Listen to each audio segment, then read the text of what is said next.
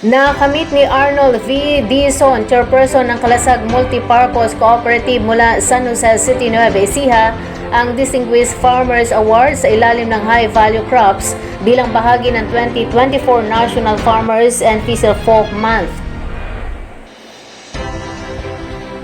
Isinagawa ang awarding ceremony ng nasabing patimpalak nitong May 27, 2024 sa Lopez Hall ng Bureau of Soils and Water Management, Elliptical Road, Diliman, Quezon City.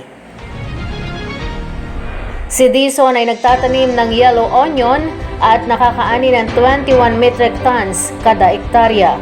Maliban dito, ang Kalasag MPC na pinamumunuan din ni Dizon ang kauna-unahang kooperatiba sa buong bansa na ginawaran ng Good Agriculture Practices o GAP certification para sa white onions noong 2017.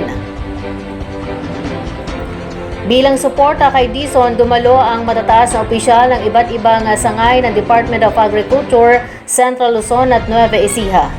Nagsilbi namang speaker si Senator Cynthia Villar na chairperson ng Senate Committee on Agriculture and Food ng mataas na kapulungan ng Senado.